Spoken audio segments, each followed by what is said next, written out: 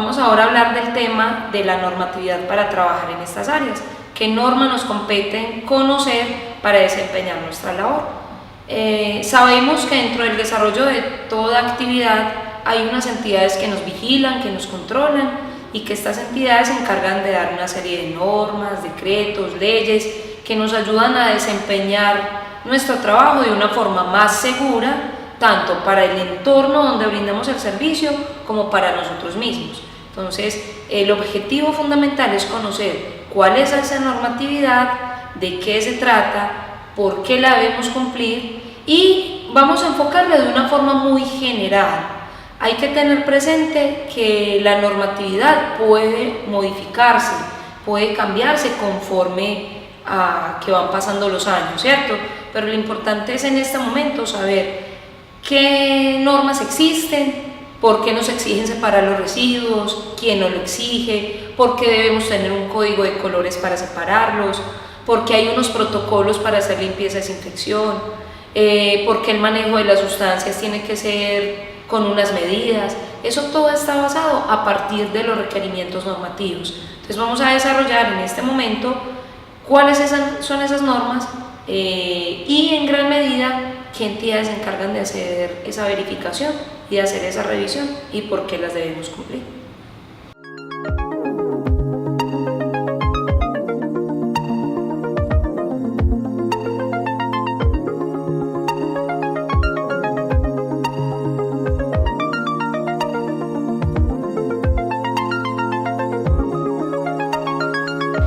Dada la importancia de nuestra labor, también estamos sujetos a que nos hagan inspecciones, ¿cierto? ¿Qué entidades nos pueden revisar? Dependiendo del área donde nos movamos, si brindamos nuestro servicio en el área de oficinas, bancos, hoteles, moteles, servicios de alimentación, hospitales, áreas que tengan que ver con salud, podemos estar sujetos a una inspección de diferentes tipos de entidades. Podemos recibir inspección ya sea del INVIMA, también de la Secretaría de Salud. Fundamentalmente esa es una entidad que tiene bastante competencia para la labor que nosotros desempeñamos. Por eso debemos estar preparados al momento de una inspección y no solamente estar preparados porque nos vayan a revisar, sino porque sabemos ya de la responsabilidad que tiene nuestra labor, la salud pública. Recuerde que trabajamos con salud pública. Un usuario deposita su confianza en nosotros, porque él puede que no nos vea directamente a nosotros, pero sí ve o sí tiene contacto con la labor que nosotros realizamos. Ejemplo, alguna vez usted ha salido de paseo a alguna parte y ha hecho uso de un hotel. Usted entra a una habitación de un hotel confiado en la limpieza que ha tenido esa habitación, confiado en la limpieza que ha tenido el baño, confiado en la limpieza que ha tenido la cama, porque mucha de la contaminación que puede ocurrir a simple vista uno no lo ve. Uno puede ver aparentemente algo limpio, pero estar contaminado. O por ejemplo, vamos a un procedimiento a un hospital y nos acostamos en una camilla. Nosotros confiamos en que esa camilla está limpia y está desinfectada, porque puede que aparentemente la veamos bien, pero no sabemos qué protocolos ha tenido antes. Entonces lo que hacemos es un voto de confianza en quien ha desempeñado la labor, es decir, en nosotros. Por eso las entidades de vigilancia y control también tienen tarea de verificar que esos protocolos que tenga establecidos cada institución realmente sí se estén llevando a cabo. Entonces, de ahí que es importante que conozcamos la norma. Hasta hace algunos años, hasta hace algún tiempo, de pronto no era muy difundida o muy conocida la normatividad para los temas que tenían que ver con aseo y desinfección. Es decir, a pesar de que las normas ya existían, de pronto no era muy generalizado el conocimiento. Si de pronto alguien ha tenido experiencias ya en el tema de aseo y desinfección o de trabajar en áreas de servicios generales, no era muy frecuente hasta hace unos 15, 18 años de pronto que le dijeran a uno que debía hacer una capacitación para trabajar en el área de aseo. En muchos casos simplemente nos preguntaban si teníamos experiencia o si no la adquiríamos allá mismo, o de pronto el tema de dar las dotaciones hasta hace unos 15, 18 años no era tan puntual como lo es ahora. En estos momentos, así sea que voy a brindar el servicio 2 días, debo tener una dotación. ¿Dónde se dio ese cambio? A partir del año 2000. 2000, con la incorporación del decreto 2676. Este decreto es del año 2000. ¿De qué nos habla esta norma? Del manejo y la disposición de los residuos sólidos hospitalarios y similares. Manejo y disposición de los residuos sólidos hospitalarios y similares. Cuando hablamos de similares, ¿qué quiere decir esto? Que la norma aplica no solamente al tema de hospital, cualquier área que genere residuos similares a los de este tipo, es decir, residuos peligrosos. Quiere decir que si yo trabajo en un hotel, si yo trabajo en una clínica estética, si yo trabajo en una peluquería, en un área de tatuajes, todo este tipo de áreas están cobijadas por la norma. Es decir, cualquier área que tenga que ver con la generación de residuos hospitalarios peligrosos o similares a estos. Eso es importante que lo tengamos presente porque en muchos casos nos preguntaremos, bueno, el área donde yo trabajo sí está sujeta a cumplir lo que me dice esta norma. Ya tenemos presente que si genera residuos peligrosos o similares a los hospitalarios, está sujeta a que esa norma se los cobije también y la deban aplicar. Este decreto tuvo una actualización, tuvo una modificación, se llama Decreto 351. El Decreto 351 es del año 2014. Es importante que lo tengamos presente porque es uno de los más recientes en este tema de manejo y disposición de residuos sólidos. El decreto 1713 del año 2002, como podemos ver en la diapositiva, fue modificado por el decreto 1505 del 2003, pero es importante que tengamos en cuenta las dos normas porque hacen referencia al manejo integral de los residuos sólidos en lo que tiene relación con la prestación del servicio público de aseo. Es decir, tiene relación con el tema de la recolección de los residuos. Y además tenemos el decreto 4741. Este decreto es del año 2005, reglamenta la prevención y el manejo de los residuos peligrosos.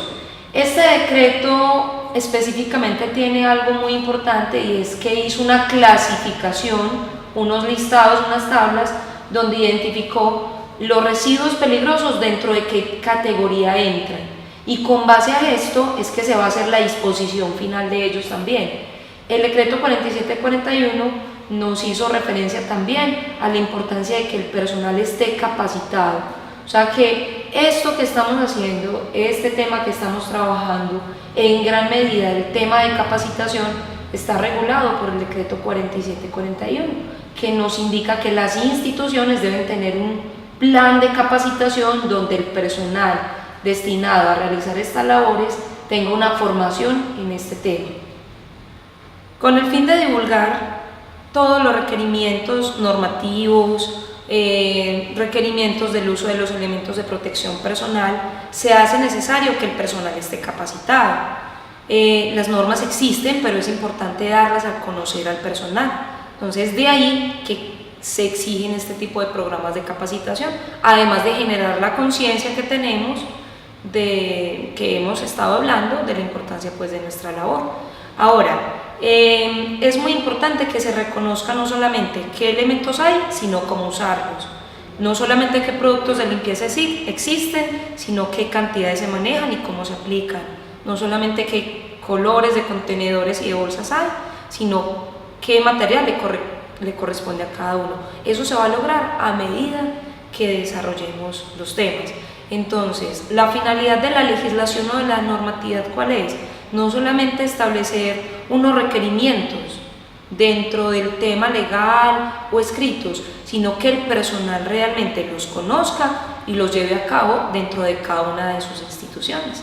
Entonces, dentro de ese marco legal vamos a hablar de unos sistemas de gestión de calidad que son los que vamos a ver a continuación. Usted puede llegar a una institución de cualquier tipo de las que hemos hablado que tengan implementados estos sistemas de gestión de calidad. Entonces, el conocer estos sistemas nos va a ayudar a desempeñar nuestra labor de una forma más eficaz y más segura para el medio ambiente donde nos movemos y también para nosotros. Como les venía diciendo, dentro del sistema normativo encontramos también unos sistemas de gestión de la calidad que pueden ser adoptados por las instituciones. Estos sistemas de gestión de la calidad van enfocados a garantizar ambientes más seguros, con protocolos establecidos y reglamentados que ayuden a que la persona que desempeña la labor lo haga de una forma más controlada, más eficaz, en un tiempo adecuado, y fuera de eso se eviten riesgos inherentes al proceso, o sea, que son propios del proceso. Entonces vamos a nombrar cuáles son esos sistemas. El primero que vamos a nombrar se llama las BPM. Las BPM las definimos como las buenas prácticas de manufactura. Si alguno de ustedes ha tenido la oportunidad de realizar alguna vez un curso de manipulación de alimentos, seguramente habrá escuchado hablar de las BPMs en ese tema. Pero resulta que en el área de servicios generales, en el tema de aseo y desinfección y de recolección de residuos, también se puede implementar este sistema de las buenas prácticas de manufactura. ¿A qué va enfocado? A evitar confusiones y errores. Las buenas prácticas de manufactura contemplan todos los procesos que desarrolla una institución, una industria, desde que se recibe, por ejemplo, una materia prima. Ahí, ¿por qué hablamos de BPMs? ¿Y por qué lo relacionamos con el tema de nosotros de la limpieza? Porque ahí tenemos que hablar de una recepción en un ambiente limpio, desinfectado. En ese momento se generan residuos, entonces tenemos que mirar cómo se disponen esos residuos. Al momento de realizar el proceso de un alimento, por ejemplo, si trabajamos en una planta de producción, dentro de la elaboración del producto, obviamente se van a generar residuos. Entonces, ¿cómo se disponen en esa área? Entonces, las BPMs son aplicables en este contexto también. Quien trabaja en el área de salud sabe que, por ejemplo, hay medicamentos que en su misma etiqueta indican o nos traen el rótulo fabricado bajo BPMs, o sea, fabricado bajo buenas prácticas de manufactura. En el tema de medicamentos también es aplicable 100% este sistema de las buenas prácticas de manufactura. Tenemos otro sistema que lo vamos a llamar HACCP o HACCP, vamos a mirarlo acá. HACCP o HACCP. Este sistema se reconoce como análisis de riesgos o análisis de peligros y puntos críticos de control. Entonces lo que vamos a hacer en este sistema es identificar 4 tipos de peligros que se pueden generar dentro del medio ambiente hospitalario, dentro del medio ambiente de un hotel, de una oficina. ¿Qué tipos de peligros se pueden generar que afecten la inocuidad? Cuando hablamos de inocuidad, es la garantía que el consumidor tiene de que ese producto o esa área o ese elemento está libre de contaminación, está libre de agentes patógenos, es decir, libre de microorganismos que causen enfermedades. Entonces, si logramos identificar estos peligros en el área, ya podemos generar también una prevención. Este sistema es netamente preventivo. En la industria de alimentos se escucha mucho, pero en el tema de salud también. Por cuestiones de calidad se puede implementar, se puede llevar a cabo. Entonces vamos a definir 4 tipos de peligros. Vamos a identificar los 4 tipos de peligros de los que hablamos hace un momento. La idea es que usted los relacione dentro del medio ambiente donde usted se mueva, del área o la institución donde usted esté brindando el servicio. Trate de identificar cuál de estos peligros se pueden generar en su área, porque recuerde que la idea de este sistema HACCP es que sea preventivo, o sea, que se identifiquen los peligros y se haga una prevención de ellos. Entonces, el primero lo vamos a definir como peligro físico y vamos a poner el ejemplo. ¿Qué es un peligro físico? Cuando en la superficie o en el área encontramos agentes extraños, pero la característica de esos agentes extraños es que son visibles y tangibles, que se pueden ver, que se pueden tocar. Entonces, un ejemplo, ¿cuál podría ser? Si una trapera está en mal estado y por donde vamos trapeando, la trapera deja hilitos o los pelitos de la trapera que llamamos, después si nos van a hacer una revisión o si un usuario pasa por una superficie y la ve así, no va a decir que la superficie está limpia. Esa superficie se considera como contaminada porque tiene agentes extraños. Entonces sería cualquier elemento visible y tangible que puede quedar después de realizar una limpieza y que no sea propio del área. Otro ejemplo podría ser, más adelante vamos a ver el manejo de elementos cortopunzantes, pero en este contexto, ¿a qué se refiere el ejemplo? Las agujas van en un elemento muy puntual, en un contenedor muy puntual que se llama guardián, que más adelante lo vamos a ver. Simplemente el ejemplo es para que nos hagamos una idea de cómo puede ocurrir este riesgo acá. Si por alguna circunstancia una aguja se cae en un lugar, la persona que se le cayó no se dio cuenta, o en el área no le identificaron, no se dieron cuenta, ¿qué tiene que ver eso con nuestra labor? ¿Por qué podría ser un peligro físico? Después, al momento de nosotros realizar nuestra labor de ir a trapear, no estamos exentos de que esa aguja se enrede en la trapera, y al escurrir la trapera cuando la estamos lavando nos puede generar un accidente laboral en ese momento, y eso es muy delicado, extremadamente delicado, lo de chuzarse o lo de generar una punción con cualquier elemento extraño. Entonces, ¿por qué sería peligro físico? Porque es un agente ajeno al proceso, porque es visible y es tangible, y en ese caso nos va a generar un riesgo pues directo para nuestra labor también. Entonces, la labor de nosotros es de mucha observación.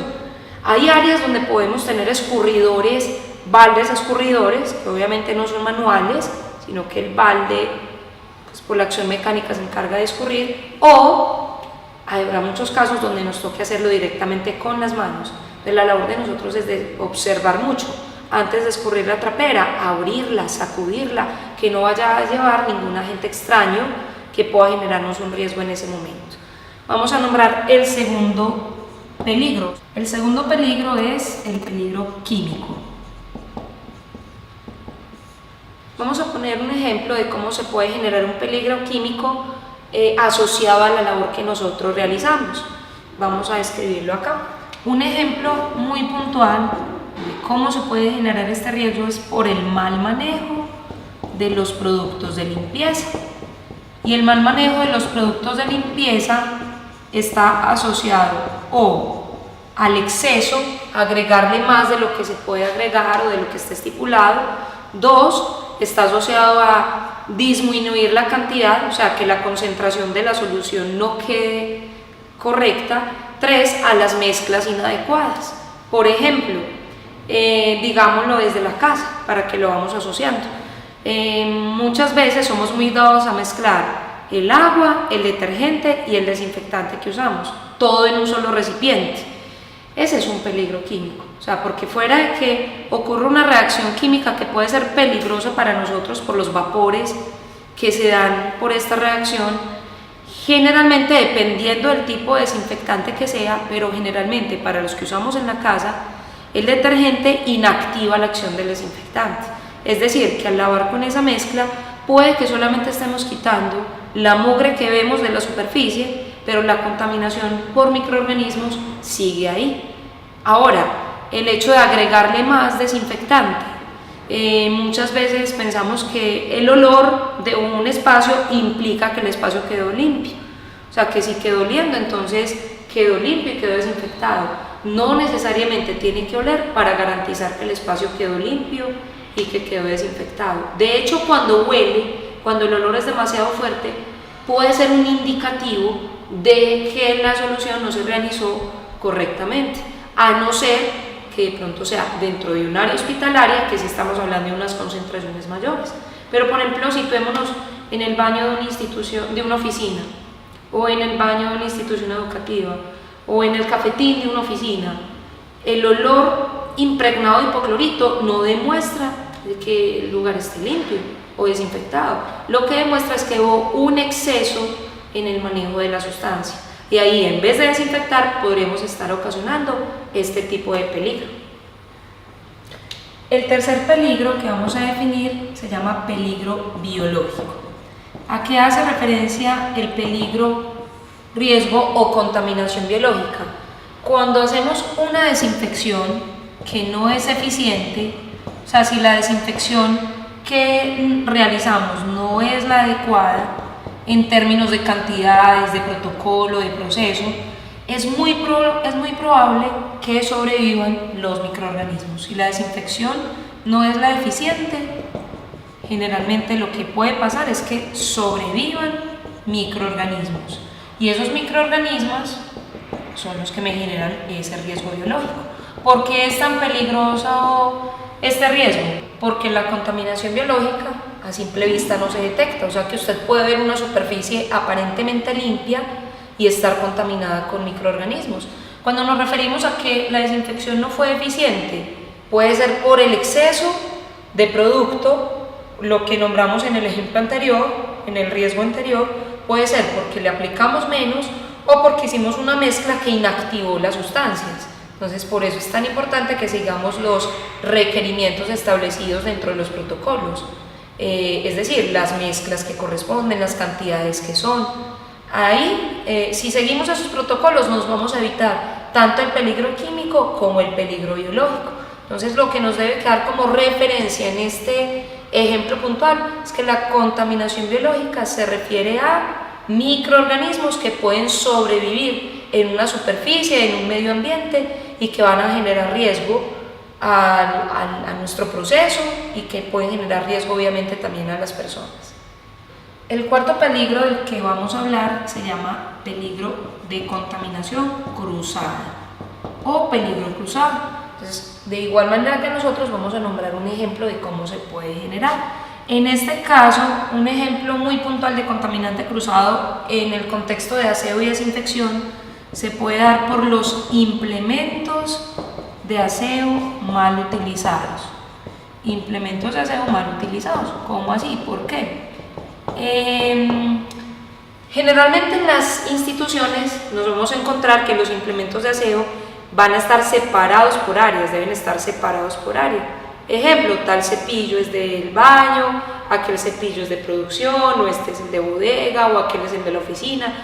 Si yo utilizo el mismo elemento para el baño y con el mismo elemento limpio, trapeo, por ejemplo, la oficina, eso se considera contaminación cruzada. Es decir, cuando los contaminantes pasan de un lugar a otro o de un área a otra a través de esos elementos. Los paños limpiones, por ejemplo, ya la idea es no usar trapos en tela común, ahora se usan entre otros materiales, uno muy usado es la microfibra, pero también vienen por colores. Los colores identifican el área donde se van a utilizar. Entonces, por ejemplo, por decir algo, me asignaron un paño de microfibra amarillo, me dijeron que era para limpiar el área de oficina, pero resulta que me asignaron uno de color rojo y me dieron ese exclusivo para el baño, para el sanitario, pero resulta que me encontraron limpiando el teléfono en la oficina con el paño rojo. El paño rojo, ¿para dónde era que lo teníamos designado inicialmente? Para el área de los baños. Entonces, ahí es donde podemos evaluar cómo se puede generar contaminación cruzada. Otro ejemplo, le nombro varios tipos de ejemplos porque nos puede tocar realizar la labor en diferentes contextos. Si nos corresponde en un área hospitalaria, en el área hospitalaria nos vamos a encontrar en muchos casos con aislamientos hospitalarios. Cuando un paciente está aislado puede ser por diferentes tipos de condiciones de salud. En algunos casos es porque puede haber un riesgo hacia el exterior o hacia las personas que ingresen a la habitación, pero también un paciente puede estar aislado por su propia seguridad, por cuestiones de salud que impliquen que a el mismo paciente se le pueda generar un riesgo. Entonces, ese tipo de habitaciones también las tenemos que lavar, que desinfectar, también tenemos que limpiar el baño, hacer recolección de residuos, pero para ese tipo de áreas de aislamientos nos vamos a encontrar con que hay que ingresar con unas especificaciones de protección muy puntuales. Si yo digo, no, yo no me voy a demorar sino un minuto, no me voy a poner los elementos de protección e ingreso a esa habitación y después salgo a deambular, a ingresar a otras áreas, a pasar por determinados pasillos, esa también se considera contaminación cruzada. O sea que nos debe quedar muy claro en este contexto que se le llama cruzada porque pasa de un área a otra, de un elemento a otro. Y dentro de nuestro contexto, dentro de nuestro tema, uno de los ejemplos más comunes es a través de los implementos de aseo. Por eso nos vamos a encontrar que los implementos de aseo vienen con el mango de color en muchos casos o hay que identificarlos, hay que marcarlos, rotulándolos con el área a la cual corresponden. De esto se trata básicamente este sistema HACCP, de identificar estos 4 tipos de peligros y determinar cuáles de esos peligros son puntos críticos en nuestra área. Un punto crítico es una etapa donde, digamos, ya no me puedo devolver, o sea, donde si ocurre la situación, el riesgo es a la salud pública, es inminente. Pero si yo identifico esos peligros antes de que ocurran, directamente puedo hacer la prevención. De eso se trata el sistema, que establezcamos unos parámetros de prevención que eviten que estos riesgos se generen dentro de las áreas donde estamos brindando la labor, donde estamos haciendo la tarea de limpieza y desinfección. Recordemos entonces que tenemos 4 sistemas básicos de aseguramiento de la calidad. Ya hemos nombrado las BPMs, el sistema HACCP o sistema HACCP, donde identificamos los 4 tipos de peligros, y el tercer sistema que vamos a nombrar se llama ISO, la norma ISO 9000. ¿Qué es la ISO? Es la Organización Internacional para la Estandarización. Cuando hablamos de que un proceso es estándar, quiere decir que siempre lo realizamos de la misma manera, que siempre lo realizamos bajo un protocolo que ya está establecido. Este sistema, o más bien esta norma ISO, acaba enfocada a garantizar y a certificar en el tema de gestión de la calidad. Si llegamos a una institución que tenga la norma ISO implementada, nos vamos a dar cuenta que los procesos son muy controlados. No nos extrañemos que nos corresponda llenar registros, formatos, que más adelante vamos a ver de qué se trata, porque lo que nos escribe es como si no estuviese hecho, y dentro de estos sistemas nos exigen que llevemos este tipo de control, que todo se haga por escrito. Entonces, ¿a qué ha enfocado la norma ISO netamente? A las certificaciones en gestión de la calidad. El cuarto sistema de gestión de la calidad que vamos a nombrar se llama las 5 S o 5 claves básicas de calidad. Este tema de las 5 S o 5 claves básicas de calidad es una norma japonesa, es una norma internacional, pero en Colombia muchas instituciones ya la tienen implementada. ¿A qué va enfocada? A reducir tiempos muertos. Un tiempo muerto no significa que yo no esté haciendo ninguna labor. Tiempos muertos se refiere a que hay procesos que se puedan hacer de forma más eficiente, pero que de pronto nos demoramos mucho en ellos porque no los hacemos bajo un protocolo establecido. Entonces, para desarrollar esas 5 S, vamos a fijarnos en cada una de las palabras. La primera se llama clasificación. ¿A qué hace referencia? A sacar del lugar de trabajo aquellos elementos que ya no nos están prestando ningún servicio, que ya no son útiles, pero lo que ya no es útil para mí puede ser útil en otro lugar. ¿A qué me refiero? Pongamos un ejemplo puntual. En los cuartos de aseo, donde guardamos los implementos de aseo, muchas veces nos llenamos de elementos inservibles, de elementos que no utilizamos, que no tienen ninguna función ya, pero sin embargo los dejamos ahí acumulados. Esa acumulación hace que el trabajo sea más demorado, menos ágil, porque muchas veces para encontrar el elemento que realmente necesitamos nos toca abrir campo por todos estos otros elementos que no tienen ninguna función dentro del cuarto y que nos están ocupando espacio que puede ser útil para guardar otros elementos. Entonces la clasificación se trata de determinar qué necesito, qué no necesito dentro de un proceso, y lo que no necesito, evaluar qué puedo hacer con eso. Puede ser útil en otro lugar o definitivamente lo tengo que desechar. Muchas veces incluso en nuestras casas nos llenamos de cosas que realmente no necesitamos, que no nos son útiles y que por el contrario afectan el orden del sitio. Entonces vamos a clasificar. Si lo ponemos en nuestro contexto, miremos cómo tenemos organizado nuestro cuarto de limpieza, qué tan organizado o clasificado lo tenemos realmente. El segundo punto se llama orden. Organizar los espacios de trabajo de manera eficaz. Ordenar y organizar, así parezca lo mismo, no es lo mismo. Cuando algo está ordenado y organizado es porque fuera de que no hay regueros en el piso, no hay suciedad en el lugar, cada cosa tiene su lugar. El orden se refiere a que cada cosa tenga su lugar. Para esto es muy útil rotular los espacios de trabajo, identificarlos. Volvamos al ejemplo del cuarto de aseo. Usted es el encargado de su cuarto de aseo. Usted lo tiene ordenado y organizado, es decir, ordenado y clasificado. Usted sabe que las bolsas se ubican en este lugar, que el trapero se cuelga allí, que el balde se pone acá. Ya lo tiene así organizado de esa manera, pero usted descansa mañana y le toca a otro compañero hacerse cargo del cuarto de aseo. Si a alguno le ha sucedido, muchas veces volvemos al tercer día después de nuestro descanso y ya no encontramos los elementos donde los habíamos dejado. La trapera se perdió, el balde está en otro piso, las bolsas no las encuentra. ¿A qué se refiere esta clave?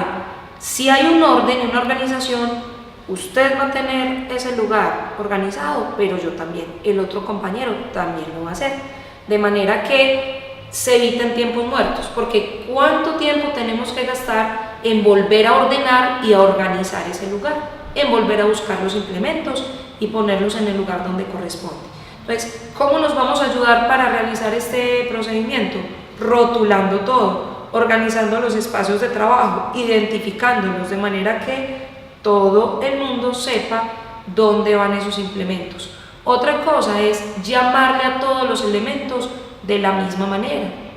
Por ejemplo, en el contexto de aseo vamos a encontrar nombres como Aragán, Mopa. Seguramente si alguno está realizando este curso y es de ciudades diferentes o departamentos diferentes del país, de pronto no relacionará mucho estos términos que nombramos. Por ejemplo, una mopa o un aragán. Entonces, más adelante dentro del curso vamos a ver qué es una mopa o un aragán, pero a lo que nos referimos en este momento es que todos llamemos a los elementos de la misma forma. Porque si usted me dice a mí tráigame una mopa, pero yo no tengo referencia de qué es una mopa, ¿cuánto tiempo gastaré buscando qué es una mopa? O de pronto le termino llevando un elemento que no corresponde al que me han solicitado por desconocer a qué se refiere el término. Eso hace parte también de las 5 S, reconocer cada elemento por su nombre y llamarle como corresponde. La tercera es la limpieza, suprimir suciedad. Siempre nos dicen, trabaje y limpie. O sea, es muy importante que hagamos limpieza durante el trabajo que estamos realizando, es decir, mantener nuestros implementos de aseo en perfectas condiciones de limpieza. Pues si hablamos de limpieza, lo primero que debe mostrar aseo es con lo que yo hago la limpieza. Entonces, mantenerlos en buenas condiciones de higiene, como les decía en la primera norma, en el primer parámetro, eliminar objetos que no estemos utilizando, tratar de mantener ambientes limpios, desinfectados y organizados. La cuarta se refiere a estandarización, señalizar. Estandarizar, recuerda, es hacer los procesos siempre de la misma manera. Entonces, cuando señalizamos un área, identificamos que ese procedimiento siempre se hace en esa área, que la trapera siempre se pone allí, que las bolsas siempre se guardan allá, pero para eso hay que rotular, todo tiene que ir identificado. Los productos de limpieza, mantenerse siempre en su recipiente original y marcados, de manera que no dé lugar a confusiones, porque muchas veces se reenvasa y no se identifica qué producto es el que estamos empacando ahí, y eso puede dar lugar a hasta un riesgo de intoxicación. Por eso, estandarizar, que todos lo hagamos siempre de la misma forma. Y la última norma es mantener la disciplina, mejora continua. Es decir, siempre tratar de estar identificando qué puntos de estos parámetros de pronto se nos están saliendo de control, de manera que podamos corregirlos y desarrollar nuevamente un sistema donde podamos hacer los procesos de forma más eficiente. O sea, la mejora continua, la disciplina, es que usted lo hace y yo también, independientemente si me parece o no, sino que está establecido de esta manera, porque cuando se establecen estos protocolos van en función de mejorar continuamente, de hacerlo cada día mejor. Entonces, bueno, claro que también podemos aportar. Si yo veo que X procedimiento lo puedo hacer de una forma más eficaz, para eso recuerden que existe un conducto regular, informar inmediatamente para que se pueda hacer un ajuste sobre el protocolo. Miremos un ejemplo sencillo. Hay áreas donde nos dan carros de limpieza. Los carros de limpieza nos ayudan a tener todo organizado y ordenado. Yo no voy a dar lugar a que se me quede ni el jabón, ni los limpiones, ni los productos de desinfección, ni ningún elemento de los que requiero, porque el carro de limpieza viene con espacios específicos para poner cada elemento. Pero habrán otros casos donde yo no tenga carro de limpieza y me toque hacer un uso del balde. Es en el balde llevar todos aquellos implementos que yo requiera para hacer la limpieza. ¿Qué pasa? Yo no tengo eso estandarizado desde el inicio. Me voy a ir a limpiar una habitación, pero yo no pensé inicialmente qué elemento requiero para ir a limpiar esa habitación. Cuando llegué a limpiarla, me di cuenta que se me quedaron las papeleras para cambiar las bolsas. Pues me refiero a que se me quedaron las bolsitas para cambiar las papeleras de la habitación. ¿Qué va a suceder? Me toca devolverme hasta el cuarto de aseo, buscar las bolsas, volver a la habitación, y todo eso es un tiempo que gasté, un proceso que pude haber hecho de manera más eficiente si yo desde el inicio que voy a hacer la limpieza de la habitación me planteo qué elementos requiero, qué necesito y los alisto y los llevo todos de una vez. Por eso es muy importante que si en algún momento tenemos contacto con una organización que tenga implementado las 5S, ya vamos con una visión de qué se trata. Es tener los protocolos, los procedimientos siempre estandarizados, hacerlos de manera eficiente y muchísimo más rápida. Conforme al tema que acabamos de desarrollar, vemos la importancia de reconocer la normatividad. La idea fundamental no es tanto aprendernos los decretos de memoria o saber el número al que corresponden, sino realmente tener claridad de dónde vienen los requerimientos. Hay una normatividad que así lo exige. Cuando nos exigen tener colores de contenedores, colores de bolsas, es porque hay una normatividad establecida. A partir de lo que acabamos de desarrollar de la normatividad, en el tema siguiente vamos a empezar a desarrollar la parte del plan de saneamiento básico. Es decir, lo que acabamos de ver desde la parte teórica en la normatividad, vamos a mirar cómo se refleja en la práctica. Hablamos de que necesitamos unos colores, vamos a mirar qué colores son. Vamos a hablar ya de la parte de saneamiento en términos de separación de residuos.